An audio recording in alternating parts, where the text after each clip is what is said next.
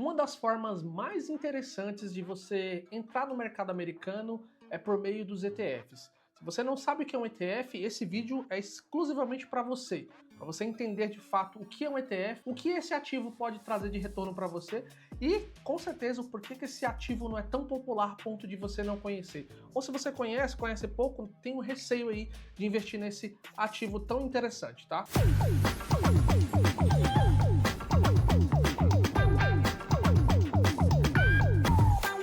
Os ETFs, eles literalmente vieram para mostrar o quão é tranquilo e fácil de você investir no mercado americano. Você começar a entrar no mercado americano sem precisar ter que analisar balanços de empresas nos Estados Unidos. McDonald's, Apple, Google, Amazon e entre outras aí. Os ETFs, você investe numa cesta de ativos que é escolhida por um determinado gestor que segue um determinado índice. Mas eu vou mostrar para vocês aqui um pouquinho sobre o ETF, algumas curiosidades e no final eu vou trazer uma história bem interessante que vai te ajudar a compreender quão importante é você diversificar e investir em ativos bons. Vamos lá. Então aqui eu já expliquei para vocês o que são ETFs, mas eu vou trazer algumas curiosidades. Que no mundo, na verdade, existem mais de 7.000 ETFs. Esse número deve ter atualizado um pouco mais. Só nos Estados Unidos, os ETFs são mais de 4.000 ao total, né? Os ETFs são de ações, renda fixa, ratings, commodities, metais, moedas, entre outros. Então, assim, os ETFs, eles têm uma diversificação muito grande. Não quer dizer que um ETF ele vai investir em tudo isso, mas existe ETF para cada uma dessas classes de ativos,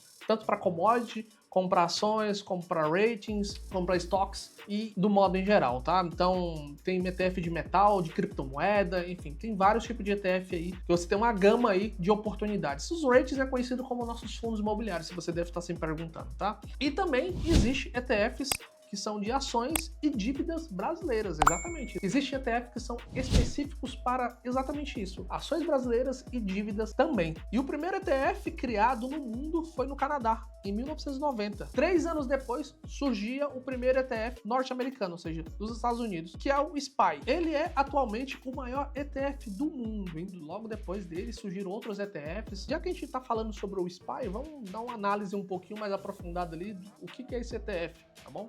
Então vamos entrar aqui no site do ETF.com, que é um site complexo, um nome difícil, que, cara, é complicado. Esse povo escolhe os nomes difíceis aí para a gente conseguir acessar, tá? Vamos entrar aqui no ETF.com e de cara vamos aqui no SPY. Então aqui você consegue ver a performance do ETF, os últimos 5 anos aqui, o que ele trouxe de performance de entrega para os acionistas, os investidores. Você pode ver a máxima dele aqui, que está lá em 94, e você consegue ver toda a performance dele, tá?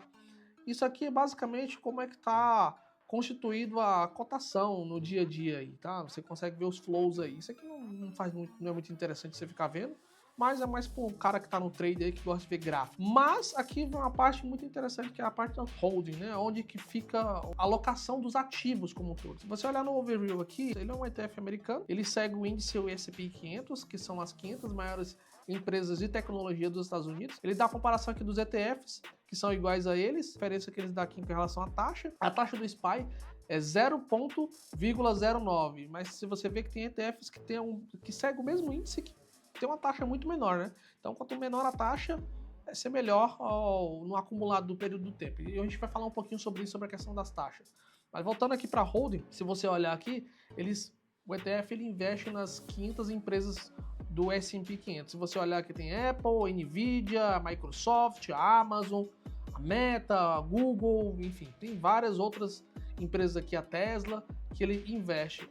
Então você pode olhar aqui e entender o setor que esse ETF está investindo, o quanto ele tem de market share, enfim, você vai vendo aqui a alocação dele por setor, que é eletrônica e tecnologia, finanças, vai ver a região que esse ETF está, ele está literalmente nos Estados Unidos ali, 0,12% em algum outro país, tá? Muito provavelmente seja no Canadá, mas aqui você vê que o estado ele vem aqui na Irlanda, ele vem na Inglaterra, enfim, vai indo nos outros países aí que ele tem atividades onde ele segue o índice norte-americano, o S&P 500, tá? Então eu te mostrei aqui um overview, como você consegue dar uma navegada no ETF, entender onde ele está investindo, quais são os ativos que ele está investindo.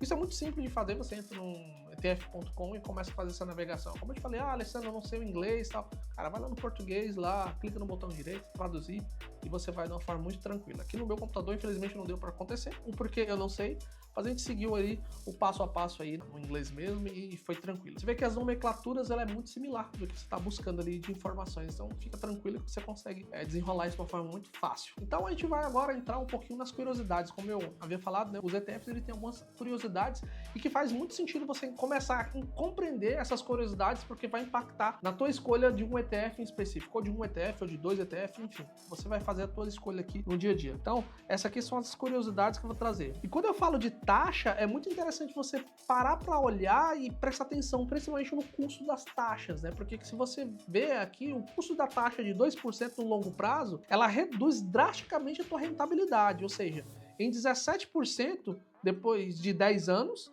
em 43% depois de 30 anos, e em 61% depois de 50 anos. Ou seja, vai chegar um período onde o gestor do fundo, do ETF, ele vai ganhar muito mais dinheiro do que você por conta da taxa altíssima de 2%. Por isso que a gente fala que os fundos aqui no Brasil são literalmente uma porcaria. Isso sem contar que os fundos no Brasil, além da taxa de 2%, existe a taxa de performance, que eles cobram 20%, o que excede o índice que eles estão acompanhando, que eles estão querendo bater. Então assim, cara, é muito complicado. Eu não aconselho ninguém a investir em fundos, porque principalmente os fundos brasileiros são terríveis. Você precisa analisar muito bem ali a lâmina do fundo, o que ele está prometendo e o que ele vai te entregar, e principalmente as taxas. Claro que existem fundos, por exemplo, fundo de previdência privada, alguns ali são muito bons para você investir, mas você precisa estudar um pouquinho para saber o que está fazendo, tá? E não simplesmente investir porque o teu guru ali, ele está investindo, ele está te indicando isso. Às vezes ele está sendo pago para te indicar um determinado fundo. E existem alguns ETFs que eles têm uma estratégia tão interessante, você acaba comprando aquela estratégia porque você acredita que aquela estratégia faz muito sentido para o teu perfil de investidor. Esses ETFs que tem uma estratégia muito similar, principalmente uma estratégia mais ativa, você tem que ficar atento aí, porque essas taxas, elas vão literalmente sair do teu bolso. Você vai ter que arcar com isso. O ETF tem uma equipe ali, tem um gestor, e o gestor tem sua equipe. Então essas pessoas, elas precisam ser remuneradas. E naturalmente ali, essa remuneração, ela vai sair do teu bolso, vai sair do teu bolso como investidor. Então por isso que a rentabilidade tende a ficar péssima nisso. E a situação fica pior quando você começa a analisar estratégias que elas acabam perdendo para o índice. Aí que a coisa tende a piorar, porque você, além de pagar umas taxas absurdas, você não consegue rentabilizar por meio de performance, porque ela acaba perdendo para os índices que eles se propõem ali a fazer. Então, gerando um custo ainda muito mais elevado para você como investidor. É muito interessante você olhar isso antes de começar a investir. Tem uma base ali do ETF como um todo. Se ele é um ETF passivo ou um ETF ativo. Eu considero os ETFs ativos os melhores ETFs para você investir, porque ele segue o índice e ele não fica fazendo aquele rebalanceamento de carteira a cada um mês, a cada uma semana, a cada 15 dias. Isso depende muito da estratégia do gestor. Isso num ETF ativo. Então, quando você olhar um ETF ativo, cara, presta muita atenção no que você está fazendo, porque ele vai ter um rebalanceamento muito forte ali da carteira e isso vai te custar no teu bolso. Então, sempre busca ali os ETFs que trabalham de forma passiva, não os ETFs que trabalham de forma ativa, tá? Alessandro, mas por que os ETFs são tão populares e mesmo assim eles não são tão divulgados na mídia, porque não é muito falado ali pelas pessoas no modo geral? Bom, a primeira coisa é que existe ali um grande conflito de interesses, né? Porque isso existe em todos os âmbitos das corretoras. Os ETFs, eles não pagam taxas gordas para as corretoras e nem para os assessores de investimento. Eu não sei se você sabe, mas as corretoras, os assessores de investimentos, que colocam um fundo ali para os clientes, eles ganham uma taxa chamada rebate. Então, sempre que você for investir com um assessor de investimento, pergunta para ele quanto é que é o rebate.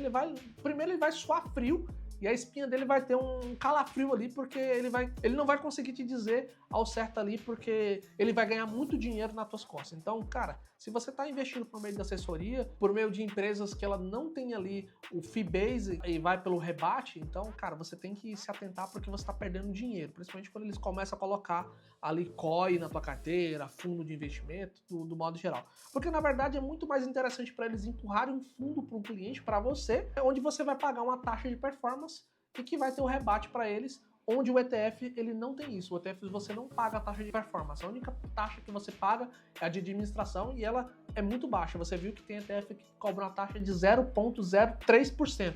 Então isso é muito pouco e você consegue ter uma rentabilidade muito legal baseado no ETF que você está buscando ali, que você está investindo. Então se atenta nisso para você não tomar uma chamada bola nas costas e começar a perder dinheiro com isso. Então agora, como eu prometi, vou te trazer uma historinha breve e curta para você entender a importância de você investir em ativos que te cobram taxas pequenas e que você vai ter um retorno muito mais exponente, tá? A história aqui é do Jack Murray, um gestor do fundo de Harvard, da Harvard Managed Company. É uma empresa que gera o fundo de investimento da Universidade de Harvard. A grande maioria das universidades dos Estados Unidos, eles têm um fundo onde tem os gestores, ou seja, uma empresa que faz a gestão daquele fundo. E no ano de 1990 até 2005, o Mayer elevou o fundo de investimentos, ele saiu de 5 bilhões de dólares para 25,9 bilhões de dólares, mais de 5 vezes o retorno. E as pessoas devem estar perguntando, cara, como é que ele conseguiu ter essa rentabilidade tão alta? Como é que ele conseguiu ter esse retorno tão grande para o fundo da universidade? E a estratégia dele é muito simples: diversifique, evite custos e invista para longo prazo. E a última que ele sempre fala, né? Faça exatamente tudo isso na mesma ordem. É isso, cara. Não tem um segredo, não tem uma bola mágica. É simples, cara. Você diversificar, você evitar custos, como são as taxas, quanto menor a taxa, melhor, e você investir por longo prazo. Isso é muito interessante. Então, o vídeo de hoje, ele ficou muito baseado ali para te explicar o que é um ETF. Eu vou trazer mais vídeos aqui no canal, mostrando como você avalia um ETF, quais são os ETFs ali bons para você começar a estudar, mas esse vídeo de hoje fica por aqui. Eu te desejo bons investimentos e até a próxima. Tchau, tchau.